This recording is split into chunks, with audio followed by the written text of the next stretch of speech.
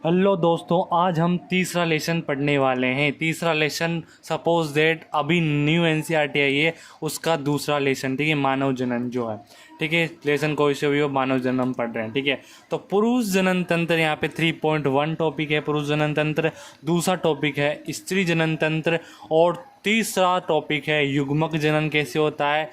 चौथा टॉपिक है आत्रव चक्र, और पांचवा टॉपिक है निषेचन और अंतरोपण, ठीक है। और छठा टॉपिक है सगर्भता और भ्रूणीय परिवर्धन, और सातवां टॉपिक है प्रसव और दुग्धस्रवण कैसे होता है, जो भी है। यहाँ पे भूमिका है वो पढ़ेंगे। तो मानव लैंगिक रूप से जन्म करने वालों में से एक सजीव प्रजनन प्राणी, मतलब मानव सीधे बच्चे देता है, मतलब मानव अंडे नहीं देता, मानव जो है वो बच्चे पैदा करता है, ठीक है। तो यहाँ पे देखो, मानव में जन्म घटनाओं के अंतर्गत युग्मक जनन, आधार शुक्राणु शरीर अंडाणुमना पचा स्थानांतरण होता है, वीर्यसेचन होता है, यौगिक होता है, कुरुपटी होती है, शिशु जन्म प्रस्ताव होता है।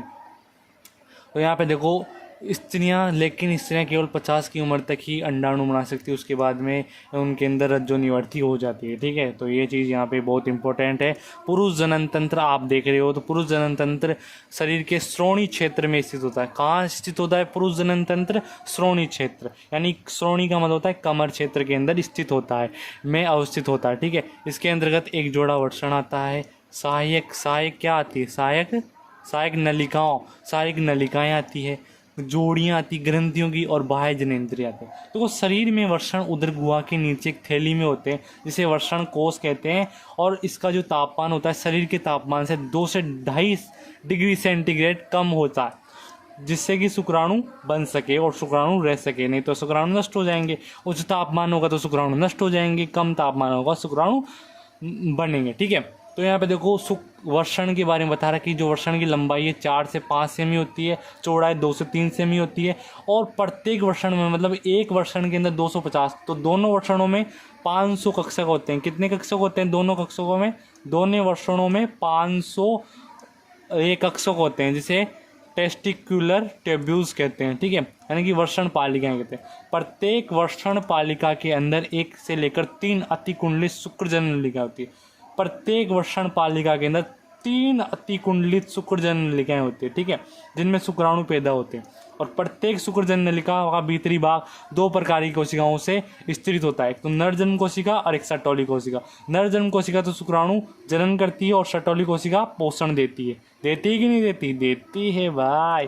तुम कहाँ नरजन्म कोशिकाएं अशुद्ध विभाजन के फलस्वरूप शुक्राणु, भाई नर्ज, मैंने बोला था कि शुक्राणु का निर्माण कौन करती है? नरजन्म कोशिकाएं। जबकि जो सटोली कोशिकाएं हैं वो पोषण प्रदान करती है, ठीक है, करती है कि नहीं करती? शुक्रजनन नलिका के बाहरी क्षेत्र को अंतराली कहा जाता है। अंतराल, शुक्रजनन नलिका का जो बाहरी क्षेत्र है उसे इंटरस्टिस स्पेस यानी अंतराली स्पेस कहते हैं। इससे छोटी छोटी वाहिकाएं अंतराली कोशिकाएं होती है, और इंटरस्टिलियल सेल्स कहती है, या लीडिंग सेल्स कहते हैं।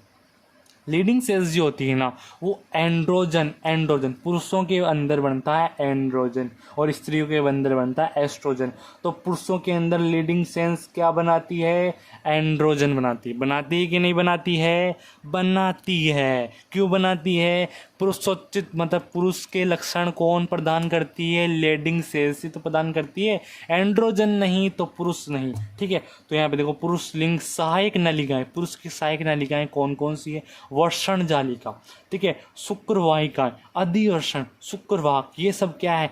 ये नलिकाएं हैं, ठीक है। आओ देखते हैं। वर्षण की शुक्रजन नलिकाएं वर्षण नलिकाओं के माध्यम से शुक्रवाहिका में खुलती। कहाँ खुलती है? शुक्रवाहिका में खुलती। कौन? शुक्र जनक नलिकाएं, शुक्रजन नलिकाएं शुक्रवाहिका में खुलती है। किसकी सहायता से? वर्षण नलिका के माध्यम से खुलती है, ठीक है। समझ में आया कि नहीं है? आया भाई, आया। तो देखो, ये शुक्रवाहिका वर्षण से आगे चलकर अधिवर्षण में खुलती है। शुक्रवाहिका कहाँ खुलती है? अधिवर्षण में खुलती है। तो शुक्रवाहिका अधिवर्षण में खुलती है, ठीक है। खुलती है कि नहीं खुलती है?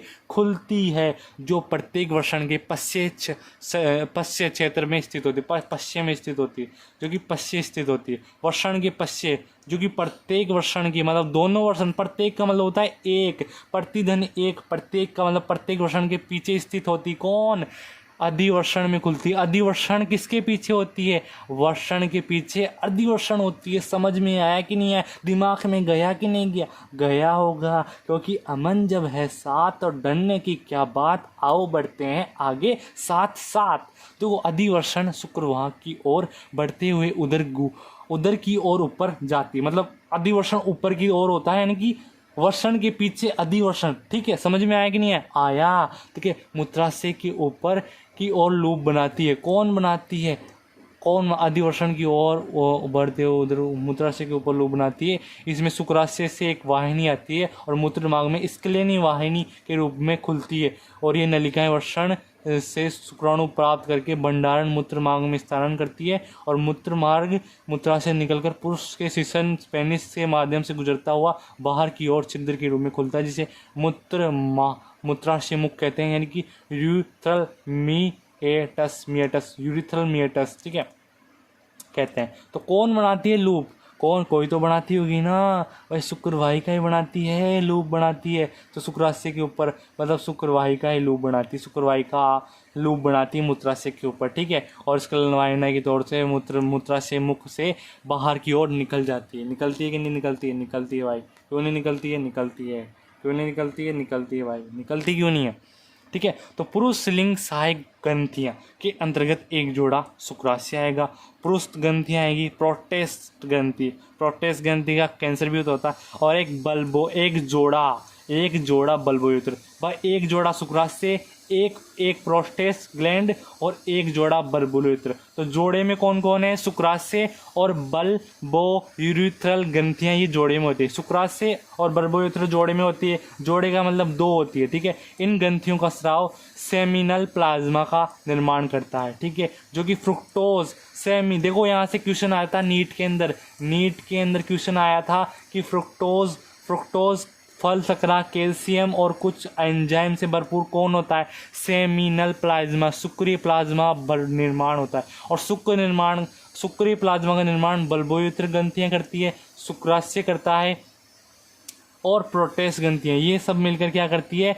शुक्रीय प्लाज्मा का निर्माण करती है। तो ये क्वेश्चन आया है, कौन कौन सेमिनल प्लाज्मा का निर्माण करती है? तो शुक्राशय करती है, पृष्ठ ग्रंथियां करती है, और बल्बोयुरेथ्रल ग्रंथियां करती है, जिसके अंदर फ्रुक्टोज होता है, कैल्शियम होता है और कुछ एंजाइम होते हैं। बल्बोयुरेथ्रल ग्रंथियों के स्राव में मैथुन के दौरान सिसन में स्नेह लुब्रिकेंट्स प्रदान करने में भी सहायक है। बल्बोयुरेथ्रल ग्रंथियां भाई लुब्रिकेंट्स प्रदान करने में सहायक है। तो ये क्वेश्चन आया था, बल्बोयुरेथ्रल लुब्रिकेंट्स प्रदान करने में सहायक है। तो बल्बोयुरेथ्रल ग्रंथियां है जो कि जो होता है ना, ये पेनिस, ग्लाइसिन पेनिस, इसको चिकना बनाती है। ठीक है, चिकना बनाती है। ठीक है, जिससे क्या होता है कि आराम से वो होता है मैथुन। ठीक है, तो वो बल्बोयुरेथ्रल ग्रंथियां करती है। ये क्वेश्चन आया है नीट के अंदर। आप नीट की मांगते हो ना कि नीट के बारे में बताओ, तो मैं बता रहा हूँ। ठीक है, तो आओ आगे चलते हैं। ठीक है, अब आ गया स्त्री जनन तंत्र। भाई स्त्री जनन तंत्र के अंतर्गत क्या होता है? स्त्री जनन तंत्र के अंतर्गत एक जोड़ा अंडाशय, मतलब अंडाशय दो होते हैं। ठीक है, और अंडवाहिनी, एक जोड़ा अंडवाहिनी। भाई अंडवाहिनियाँ भी क्या होगी? दो होगी। एक गर्भाशय ओनली एक होता है। ठीक है, एक गर्भाशय ग्रीवा भी एक होती है, और एक ही योनि होती है, और बाह्य जनेंद्रिय होते हैं। ठीक है, जो भी आपने पुरुष क्षेत्र में भी देखा था। ये श्रोणी क्षेत्र यानी कमर क्षेत्र के अंदर स्थित होता है। जनन तंत्र के सभी अंग, एक जोड़ा स्तन भी होता है, एक जोड़ा स्तन। भाई जनन तंत्र के ये भी अंग है, मतलब जनन तंत्र के अंदर एक जोड़ा स्तन ग्रंथियां के साथ सनात्मक क्रियात्मक रूप से संयोजित होती है। मतलब कि जनन तंत्र के अंदर अगर क्वेश्चन आया कि जनन तंत्र के अंतर्गत संरचनात्मक और क्रियात्मक रूप से जुड़ता है, तो वो है स्तन ग्रंथियां। एक जोड़ा स्तन ग्रंथियां संरचनात्मक और क्रियात्मक रूप से जनन तंत्र से जुड़ती है। ये क्वेश्चन आ सकता है, मैं आपको बता रहा हूँ। ठीक है ना, आओ आगे चलते हैं। कहाँ गए भाई? बहुत आगे आ गए। तो वो कह रहे कि तुम जिंदगी में बहुत आगे जाओगे, नहीं तो बहुत ही आगे आगे। ठीक है, जिसके फलस्वरूप अंडोत्सर्ग, निषेचन, सगर्भता, सुजनन, शिशु की देखभाल की प्रक्रिया होती है। ठीक है, जो भी एनीथिंग अब आगे समझेंगे। अंडाशय स्त्री के प्राथमिक लैंगिक अंग है। जैसे वर्षण इस जस्ट वर्षण जो पुरुष को पुरुष के लक्षण देते हैं, वैसे अंडाशय स्त्री को स्त्री के लक्षण देते हैं। समझ में आया कि नहीं आया? आया। ठीक है। एक स्त्री युग्मक और कई स्टेरॉयड हार्मोन उत्पन्न करते हैं। उदर के निचले भाग में दोनों ओर एक अंडाशय स्थित होता है। प्रत्येक अंडाशय की लंबाई 2 से 4 सेमी होती है। मतलब अंडाशय की लंबाई, प्रत्येक अंडाशय मतलब अंडाशय 2 है, कहना चाह रहा है कि अंडाशय 2 है, और एक अंडाशय की जो लंबाई होती है 2 से 4 सेमी होती है।